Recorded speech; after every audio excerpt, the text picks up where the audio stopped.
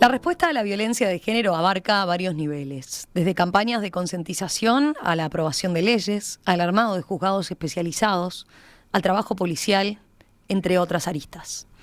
Quizás uno de los últimos mojones que existen en ese camino son los centros de acogida para mujeres y niños, niñas y adolescentes víctimas de este tipo de violencia. De los que hay en nuestro país, dependientes del INAU y del MIDES, solo uno tiene las características de máxima seguridad, la llamada Casa de Breve Estadía. Es un hogar cerrado, del que las mujeres y menores de edad no pueden salir mientras se les brinda atención psicológica y otras clases de apoyo. ¿Cómo funciona un centro como este? ¿Cómo trabajan con las víctimas? ¿En qué estado llegan? ¿Y de qué dependen que puedan irse? Bueno, en los próximos minutos, hoy aquí en Perspectiva, les proponemos conocer de cerca el Centro de Breve Estadía con dos integrantes de la organización de la sociedad civil que la administra. Pablo Mateos, uno de sus coordinadores. Pablo, ¿qué tal? Bienvenido, un gusto. Buenos días, muchas gracias por la invitación. Y Triana Morales, que es trabajadora social allí en la Casa de Breve Estadía. Triana, bienvenida también. Bueno, muchas gracias por invitarnos también. Gracias a los dos por acompañarnos. ¿Qué implica en primer lugar que sea un centro de máxima seguridad? A ver, para que los oyentes se hagan una idea. Bien. Primero capaz que decir que esto de que es el único centro que hay en el país de máxima seguridad es porque está destinado a mujeres y sus hijos en situación de riesgo de vida. Entonces, al considerar el riesgo de vida, la máxima seguridad sería como máxima protección, más que máxima seguridad, ¿no? Donde la mujer y sus hijos entran allí y durante un mes a 45 días no pueden salir del lugar, como a la espera de medidas judiciales, sobre todo para que su situación cuando salgan sea de menor riesgo, y a su vez con una modalidad de corte con la situación de violencia que venía trayendo, ¿no? A veces de larga data, y bueno, ese corte hace que sea necesario que estén protegidas allí, ¿no? Ahí mencionabas lo del riesgo de vida o riesgo de muerte, ¿no? Sí. Es lo correcto. Sí. ¿Qué implica en ese caso? ¿Qué es efectivamente riesgo de muerte en un caso de esto? ¿De qué estamos hablando? ¿En qué situación llegan esas mujeres o esos niños o niñas? Bueno, yo siempre converso esto con las mujeres, ¿no? Si no estás acá, si no estás en este centro, afuera quizás estarías muerta. Esa es como la situación, capaz que dicho así suena como muy trágico, pero en realidad sucede eso. Previo a su ingreso seguramente atravesó unas situaciones mucho más graves de violencia que las que venía trayendo de larga data. Seguramente hubo un episodio fuerte en los últimos días que hacen que la mujer pueda como tomar la decisión de irse y a su vez que se considere y se valoren por varios factores que son considerados desde el portal de InMujeres, que son quienes nos derivan las situaciones, se consideran como factores de mucho riesgo y que si no está protegida en realidad podría llegar al femicidio, ¿no? Uh-huh. Ahí está, ustedes reciben a esa mujer con esos chicos después de que el portal de InMujeres hace esa evaluación de que efectivamente está en esa situación de violencia extrema. Sí, exactamente. La mujer tuvo que haber pedido ayuda. Esa ayuda que pide por lo general es o a un equipo que ya viene trabajando con ella en su territorio, en su vivienda, equipos de INAU, Comunas Mujer, servicios de violencia en territorio. La mujer pide ayuda allí y desde ahí pasa como al sistema de violencia, digamos, a ser evaluada por el portal de InMujeres. Y ahí el portal define la integración hacia Breve Estadía. No necesariamente tiene que haber hecho la denuncia. No necesariamente. Consideremos que muchas veces las mujeres o tuvieron ese episodio último y lo anterior que les venía pasando con respecto a su situación de violencia no lo tienen como tan asumido o reconocido. Entonces no es fácil que alguien llegue ya con una denuncia o con el proceso de trabajo necesario para llegar a una denuncia. La denuncia es como un fin, digamos, Que también ya tiene que estar la mujer como habiendo reconocido todo eso, sabiendo lo que le pasa, qué es lo que pasó, por qué hay indicadores de violencia desde todo ese tiempo que estuvo en esa relación, y eso no es lo más fácil de hacer, ¿no? Aparte de... Lo más común es que no hayan hecho la denuncia. Lo más común es que se haga cuando llegan, cuando están, a breve después cuando están estadía, ahí. después que están ahí, que se sienten protegidas también. Tengamos en cuenta que hacer una denuncia y quedarse en el mismo lugar no es no sería lo conveniente. Tendrían que tener otros lugares para ir después de hacer una denuncia. Entonces, la mayoría de las veces llegan sin la denuncia hecha o simplemente con alguna denuncia cuando ya saben que se van a ir, ¿no? Si saben que van a tener otro lugar y que el portal les va a dar este apoyo del ingreso, ya sea breve estadía o otro centro, bueno, ahí sí se puede llegar a hacer una denuncia, pero es también como parte de nuestro trabajo, poder que la mujer pueda comprender que la denuncia también es necesaria, ¿no? A veces pienso en la práctica, ¿no? Para ustedes son el trabajo es, o hay cuestiones de extremada urgencia, ¿no? Tienen que actuar, en muchos casos, de forma muy rápida, ¿no? Sí.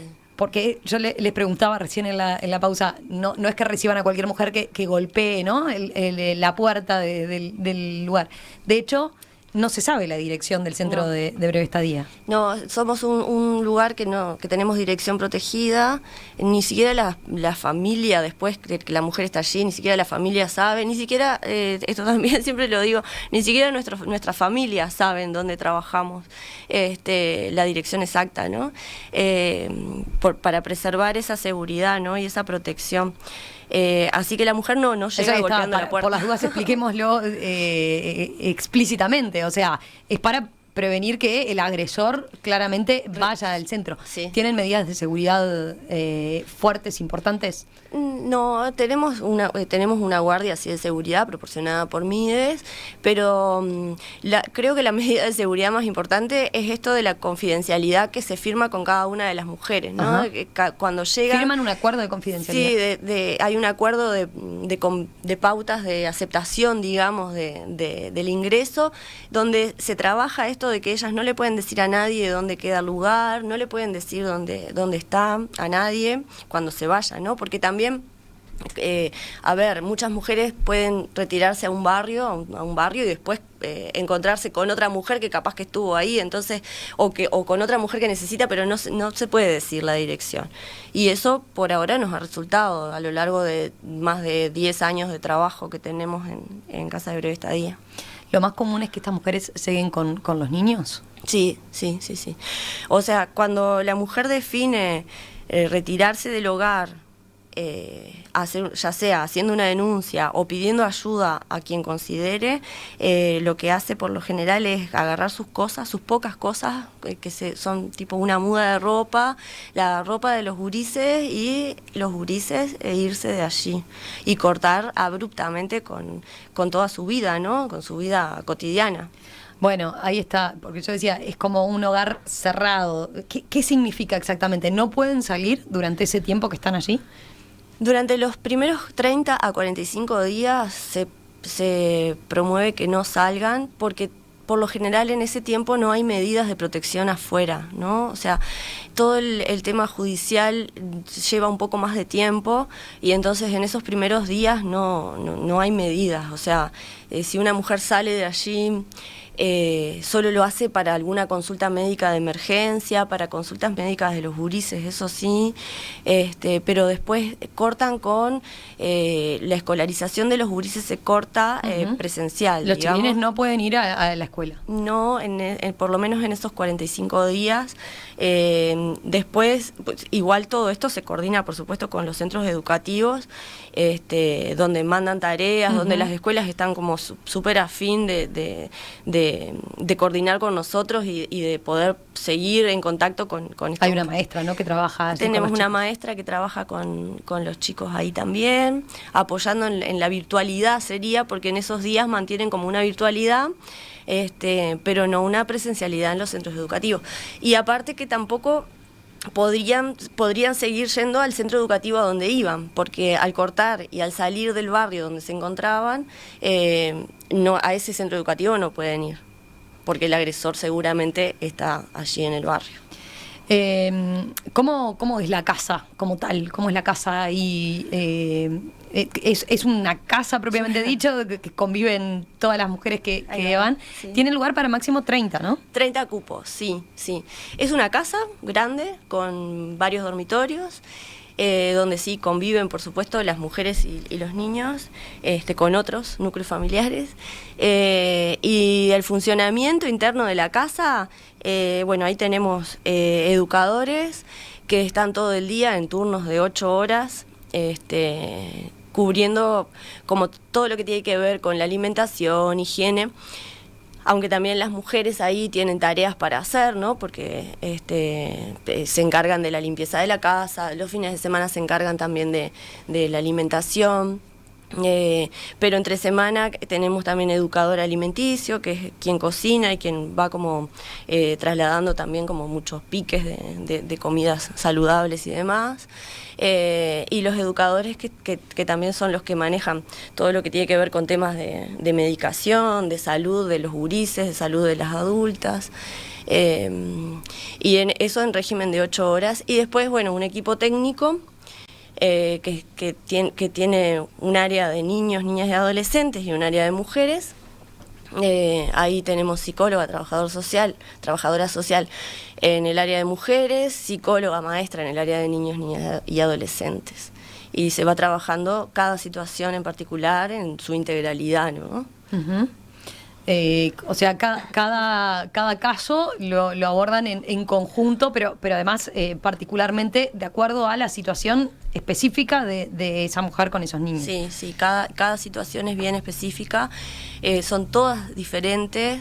Esto también se lo decimos a ellas porque a veces se piensan que los tiempos son igual para todas, que los tiempos ya sea legales y demás son igual para todas, y eso no es así. Sabemos que eso va variando y la situación de más o menos gravedad también va variando, y el momento de salida también de la casa va variando de acuerdo al riesgo que puede haber afuera. Un par de preguntas que me quedaron para contextualizar esto. Decías, corta con todo la mujer que ingresa allí en el centro de breve estadía. Eso implica, claro, si tiene trabajo, que no siempre pasa, corta con el trabajo. Sí, corta con el trabajo, corta con todo, con su vida cotidiana. Corta también con el uso de medios electrónicos. Bueno, eso iba a mi siguiente pregunta. Sí. ¿Cómo hacen con el WhatsApp, con las redes sociales? Claro. Corta con todo eso. Cuando llegan a breve estadía, en ese acuerdo que firman también, lo que se hace es explicar que no se pueden usar medios electrónicos, no puede haber comunicación con el exterior durante ese tiempo, excepto con familiares cercanos o en algunos casos alguna amistad muy cercana, que desde el equipo técnico se evalúa, después de varias entrevistas con la mujer, se evalúa si se considera que no es de riesgo. Uh-huh. ese vínculo. Entonces ahí sí se llama a la familia, ahí tienen acceso a la comunicación familiar, siempre acompañadas por el equipo técnico, explicándole a la familia el por qué esta mujer está ahí, se encuentra en esa situación y demás. Y bueno, nada, y sabiendo que no hay un riesgo allí, ¿no? Porque muchas veces sucede que la familia de la mujer puede haber estado vinculada con el agresor o seguir vinculada incluso. Y en otras oportunidades más extremas hasta no creerle a la mujer, y ponerse como más del lado del agresor, y ahí, bueno, ahí por supuesto que consideramos la no comunicación, ¿no? En general el argumento es ese, lo entienden que sí, es un tema de seguridad. Sí, lo entienden, no solo que lo entienden, sino que se problematiza con ellas, ¿no? O sea, no es algo impuesto, sino que cuando una mujer plantea, bueno, yo me quiero comunicar con mi mamá, ahí hacemos el ejercicio de pensar cuál es el vínculo que esa mamá tiene con el agresor o tuvo, y otras características, o para que la propia mujer evalúe. Y a veces nosotras mismas les preguntamos, bueno, ¿vos considerás que hay riesgo acá? Y la propia mujer termina diciendo, sí, hay riesgo. Entonces ahí termina por no vincularse, ¿no? Porque a veces, a ver, si estoy en lo correcto, pueden ser mujeres que capaz que trataron de compartir con su círculo más cercano la situación en la que estaban, lo que estaban sufriendo por la situación de violencia, y capaz que en algún momento recibieron como respuesta, bueno, no es para tanto, no debe ser, ¿no? Es bastante común no recibir apoyo. Muchas veces no lo buscan, pero en los casos en que se buscan los apoyos, es bien difícil que el resto del mundo que no está en esa situación de violencia pueda entender la gravedad de la situación de violencia. Lo que sucede en la sociedad toda, ¿no? No es fácil de comprender el por qué se ha atravesado esa relación, por qué se ha sostenido en el tiempo una relación con violencia de por medio. Muchas veces están como estos mitos de, bueno, los dos son violentos, los dos se pegan, los dos no sé qué, y eso no es así. Sabemos que hay diferencias que vienen desde el patriarcado que nos atraviesa, ¿no?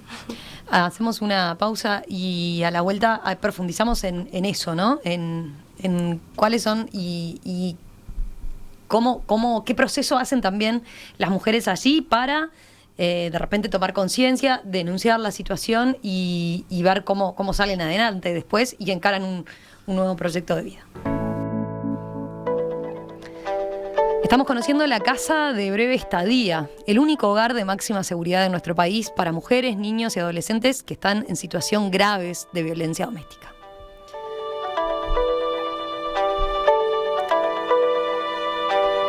Pertenecen al MIDES, lo gestiona una ONG, estamos hoy con 2 de sus integrantes, Triana Morales, trabajadora social en la Casa de Breve Estadía, y Pablo Mateos, coordinador en la Casa de Breve Estadía.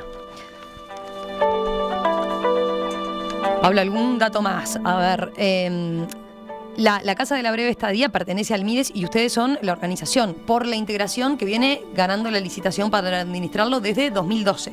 Sí, hace unos cuantos años ya que la misma OSC está gestionando este centro. Triana ya mencionaba varios especialistas que tienen trabajando en la casa, ¿no? Como para dar esa contención y atender la situación y cada una de las situaciones que se les presentan. Pero ¿cuántas personas integran el equipo en total? Y nos falta alguna otra especialidad. Sí. Te cuento, cuando yo llego al centro, que un poco mi abordaje era justamente ese, acompañar al equipo, hacer procesos de fortalecimiento, digamos, mejorar los procesos que se dan dentro del centro, me encuentro con una característica, y era que era un equipo muy potente, un equipo altamente calificado y un equipo con un nivel de dedicación muy fuerte. Eso en cuanto al equipo técnico. El equipo de educadores, que son los que están a cargo del centro las 24 horas, son personas con un nivel de experiencia muy fuerte, que han pasado por diferentes situaciones durante muchísimos años, y bueno, y cuando me encontré con eso. Me consta también que el resto de los centros que trabajan en la temática tienen esa característica, la mayoría de ellos, porque se coordinan acciones y políticas y bueno, y eso es una fortaleza del sistema, me parece, la alta calificación, la alta dedicación de los equipos, la demanda de los equipos. Yo desde mi lugar recibo permanentemente demandas de capacitaciones, de formaciones, gente que todo el tiempo está queriendo hacer cosas porque están apareciendo demandas nuevas, ¿no? El tema salud mental aparece con mucha fuerza, el tema consumo problemático aparece con mucha fuerza, y los equipos son los que por suerte demandan, ¿no? Los equipos son los que permanentemente están demandando eso. Bueno, hay desde MIDE también una supervisión con la que se coordina todo el tiempo, se trabaja de manera permanente, con la dirección hay teléfonos 24 horas prendidos, no hay fines de semana, o sea, ahí hay como una contención, un trabajo muy fuerte. Quizás el debe está en la falta de agilidad o continuidad en las políticas públicas. Vos mencionabas, Romina, al principio, lo de los juzgados especializados en violencia. Cuando nosotros empezamos este periodo, se hablaba de la creación de 4 juzgados. Eso viene muy lento. Hay uno solamente creado, hay otros en camino, pero eso condiciona mucho el trabajo de este centro y de otros. Se condiciona mucho la falta de continuidad en las políticas, por ejemplo, de inserción laboral, o de otras políticas que tienen que ver con el trabajo, y que condicionan mucho el trabajo adentro, porque el trabajo adentro no es un trabajo aislado. A ver, pero ya que lo decís, Pablo, ¿cuál es la situación más común? Después volvemos a un poco el proceso que hace cada una de las mujeres, pero cuando decís lo de las demoras que ven en el ámbito judicial, ¿no? Estamos hablando de mujeres que decían ustedes, la respuesta a veces de la justicia en tomar medidas para proteger su vida, como puede ser, no sé, la tobillera electrónica, por ejemplo, ¿no? O la orden de no acercamiento, ¿demoran cuánto? ¿Y cuáles son los inconvenientes más frecuentes que ven? De repente que el juez desestime directamente la denuncia de la mujer. No, lo que falta es capacidad de respuesta en cuanto al tiempo, quizás, ¿no? Y la falta de que los temas sean tratados en juzgados especializados, como en un momento se resolvió que así fuera, ¿no? Y que eso fuera una política concreta y que bueno, que es de repente lo que está faltando y lo que está condicionando mucho el trabajo adentro, ¿no? Entonces por ahí hay que verlo como algo que es parte de un contexto, digamos, ¿no? Sí. Y no como algo aislado. Los pasajes a fiscalía también, cuando amerita como una decisión más penal, si se quiere, sabemos que fiscalía está saturado, ¿no? De trabajo, y eso demora mucho tiempo más. Hasta la tobillera se puede llegar en tiempos bastante beneficiosos para el núcleo familiar, pero después el pasaje a fiscalía para que se tomen otras medidas con respecto al agresor, eso es mucho más lento. Pero bueno. Sí. Cuando se toman otras medidas, ¿de qué tipo hablas ahí? Que tenga que ir preso, por ejemplo, que tenga medidas de privación de libertad. Igual hemos tenido situaciones en que sí, en que se ha privado de libertad. Estamos hablando en cuestiones de intento de femicidio y abuso sexual y lo que amerita, ¿no? la privación de libertad. Si vamos a la situación de las mujeres, ¿no? que llegan ahí, obviamente que de los niños también, pero imagino que hacen otro proceso. La mujer obviamente llega aterrada, ¿no? por la situación que acaba de vivir, eso que desencadenó, que bueno, que necesita una respuesta urgente, extrema y ya, y que implique desprenderse completamente de lo que era su vida hasta ahora y meterse allí 30 días, 40 días. ¿Cómo es el proceso que hace? Llega con miedo, sí, pero después imagino que también en algún momento empieza con cierto arrepentimiento de haber denunciado, de haberse ido. Sí, ¿qué es lo más frecuente? Todo eso. Llega con mucho miedo, en un estado de crisis, de angustia, de frustración, o sea, todo lo que se pueda imaginar una, ¿no? Por esa situación, ¿no? Primero por estar cortando con su pareja, su relación, cortar con sus vínculos cotidianos, cortar con todo. A partir de haber atravesado esto, con las preguntas clásicas de por qué me pasó a mí, ¿no? ¿Por qué me pasó esto? ¿Por qué tuve que hacer esto? Porque la mujer tiende como a intentar muchas veces, y por eso también las situaciones de violencia de larga data, a intentar reparar, y entonces por eso se queda y soporta alguna situación más de violencia, algún episodio más. Justifica muchas veces, pero bueno, todo eso, el lograr revertir eso, ¿no? El lograr revertir la justificación, el revertir el arrepentimiento, todo eso es parte del proceso que después va haciendo en Breve Estadía. Al principio se trabaja sobre todo la situación más de crisis, ¿no? En la que llega. Y después se va trabajando como todo lo que tiene que ver con el reconocimiento de la situación en ese último episodio y anteriormente, y se trata de generar fortalezas en la mujer para que cuando salga de allí, no dejando de lado toda esta parte del riesgo, ¿no? O sea, que salga obviamente con un menor riesgo, pero a su vez que salga tan fortalecida como para enfrentar lo que se le venga, porque no puede estar escondida todo el tiempo, no puede dejar de hacer su vida.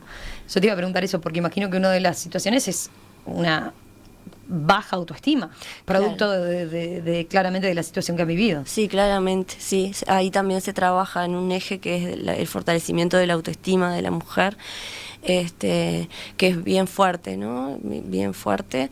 Y bueno, y asociado a eso, que también por ahí Pablo mencionaba, lo de la salud mental, hemos tenido cada vez más situaciones con una complejidad en las cuestiones de salud mental que bueno, que ameritan atención también afuera, ¿no? Que no solo con nuestra atención, porque nuestra atención desde el equipo técnico es sobre todo enfocada en la situación de violencia, pero después hay otras cuestiones que vienen de la historia familiar, de la historia de vida de la mujer, que necesariamente tienen que trabajarse en otros espacios. lo cual es una carencia también porque hay pocos espacios en las policlínicas o en todo el sistema ACE, pocos espacios para que la mujer pueda atenderse. Pablo, hablaba de las adicciones también, ¿es común? Sí, están apareciendo, digo, no es ajeno a lo que está pasando en la sociedad en su conjunto, digamos, no escapa a eso, digamos, ¿no? Ahí que es a veces como una forma es producto de la realidad en la que vivía directamente como algo que naturaliza, o es producto de la situación también para sobrellevar la situación que está viviendo. ¿Tienen alguna explicación al respecto? Sí, muchas veces es para sobrellevar la situación, para acompañar al otro, ¿no? Al consumidor. Entonces, en muchas ocasiones la mujer siente que, bueno, acompaño en esto y después obviamente termina en una cuestión de adicción, pero sobre todo con temáticas complejas de salud mental que las llevan a estas elecciones, ¿no?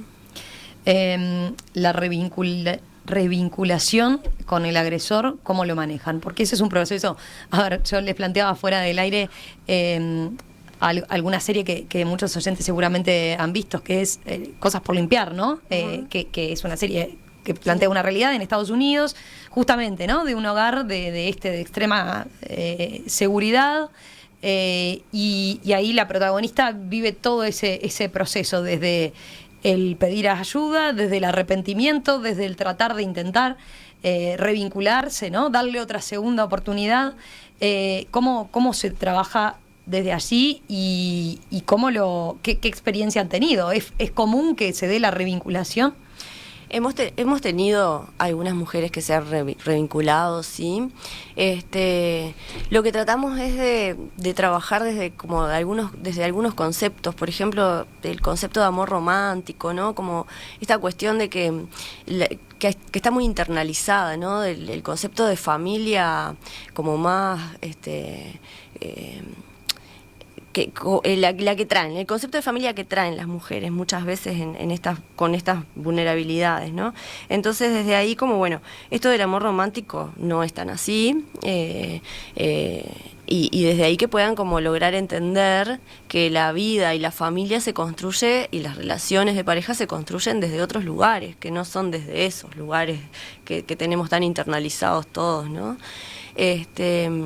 Y a partir de eso, bueno, la verdad que hemos tenido como bastante éxito en no revinculaciones, ¿no? Porque salen como bastante convencidas de no querer eso para su vida y de pretender sí una vida libre de violencia, que es como en eso que nos enfocamos, ¿no? Que quieran una vida diferente.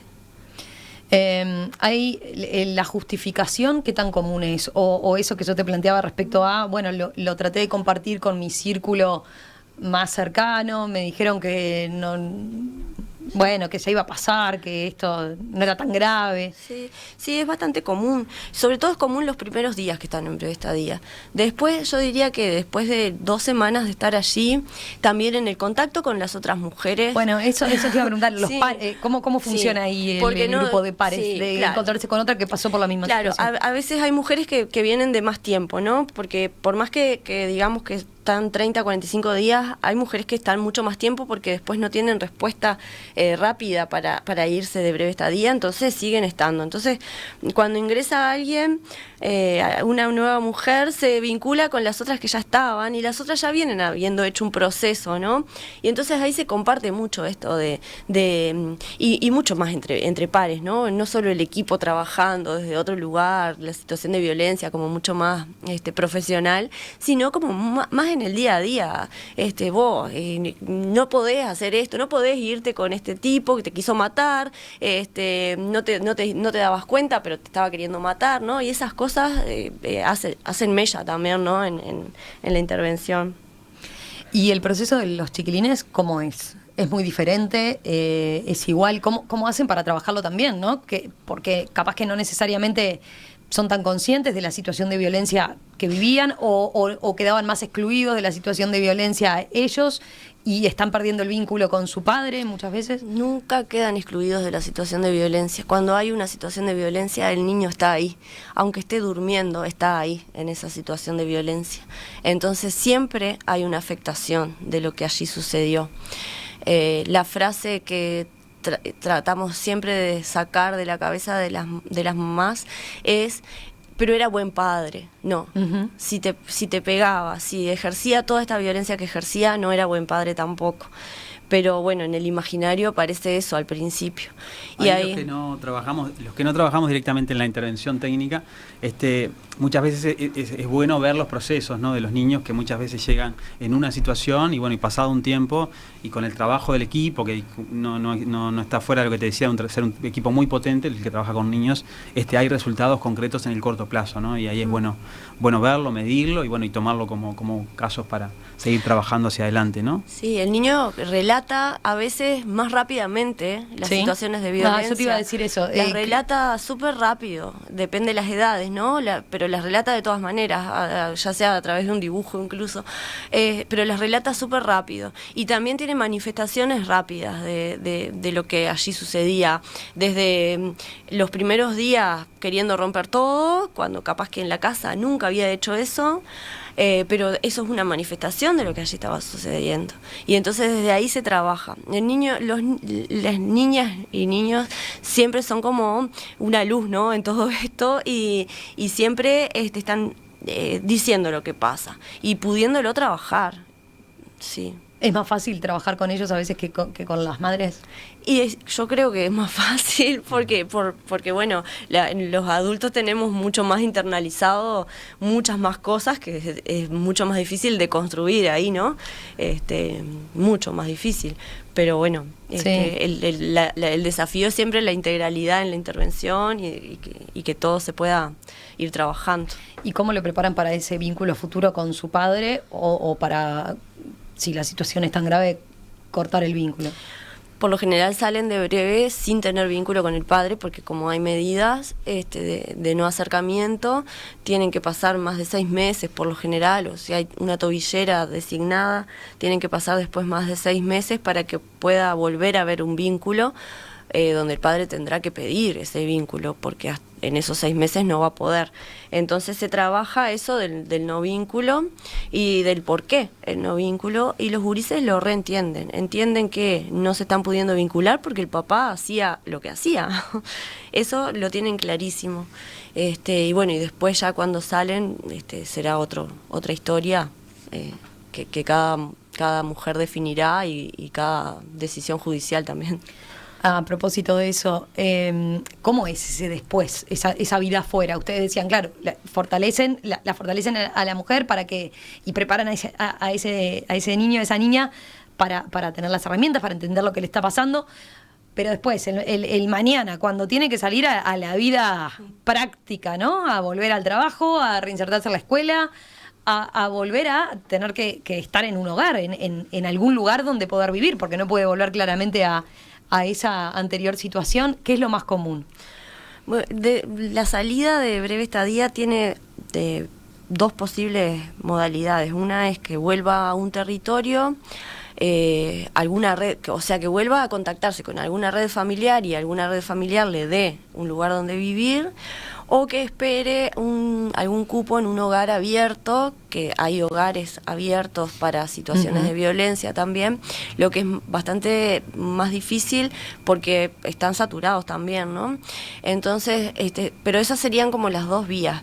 Nosotros, cuando la mujer se va a un territorio donde no hay riesgo, ya seguimos haciendo un seguimiento, valga la redundancia, de la mujer, y bueno, y ahí tratamos de acompañarla en el proceso de inserción, que genera mucho miedo porque estuvo un tiempo sin todo eso, miedo hasta en la circulación nueva, miedo porque él se acerque, bueno, varias cuestiones ahí que son trabajadas también por un equipo de monitoreo nuestro.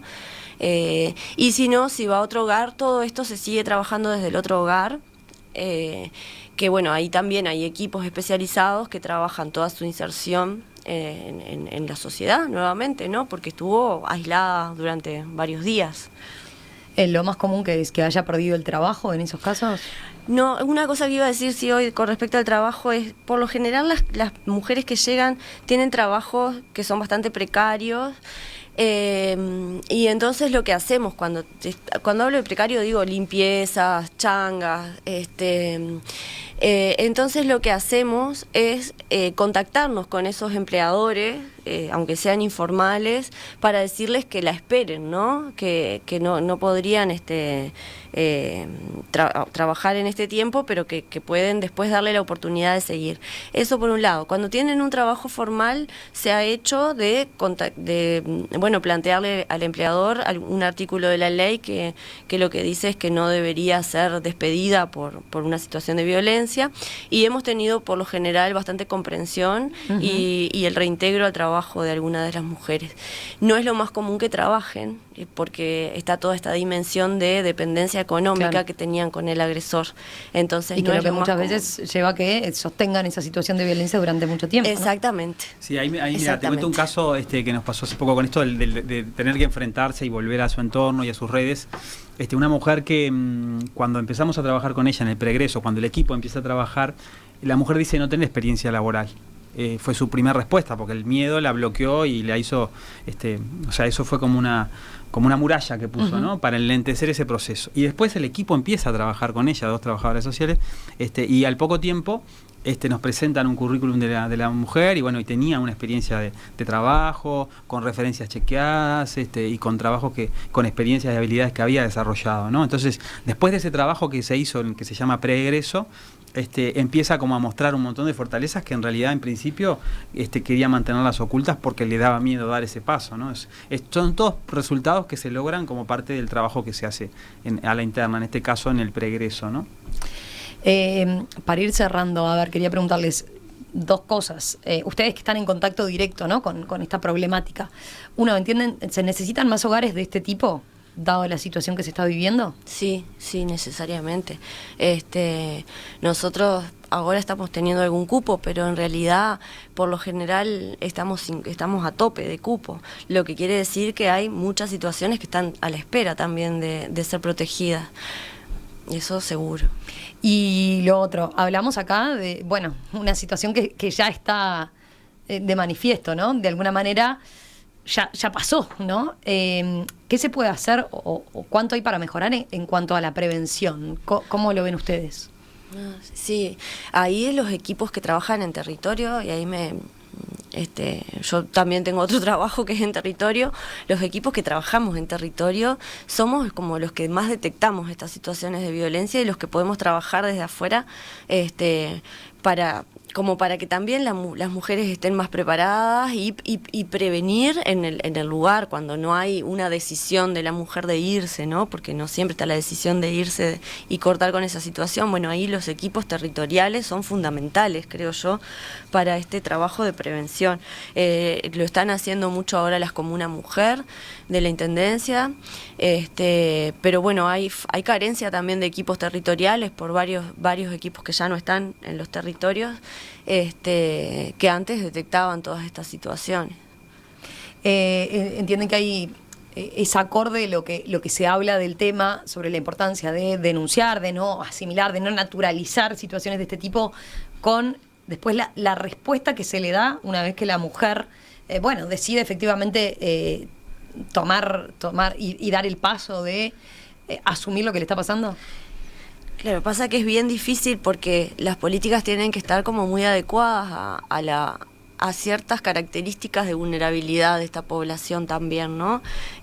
Muchas veces lo que se habla, la publicidad, todo lo que existe, no llega a poblaciones que están en situación de extrema pobreza, no llegan. Como no llegan muchas de las políticas públicas hoy en día, ¿no? Que no llegan a esos núcleos más duros de la población, ¿no? Entonces es necesario, por eso yo reivindico como esta tarea de los equipos territoriales que sí llegan a esos núcleos más duros de la pobreza, y que la pobreza trae consigo como todo este imaginario también, ¿no?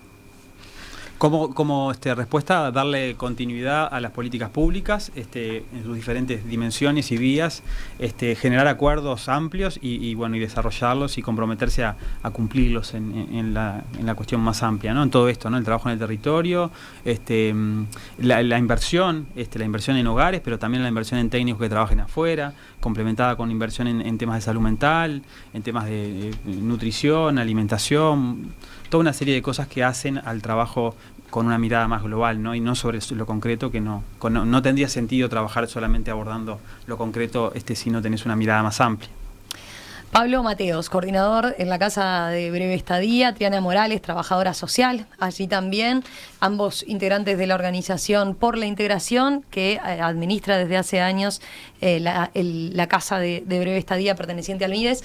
Gracias por contarnos de primera mano entonces con las situaciones que trabajan y en las que se encuentran allí en el día a día. Volvemos a conversar en cualquier momento, si les parece. Gracias a ti por la preocupación con esta temática también. Muchas gracias. Bien.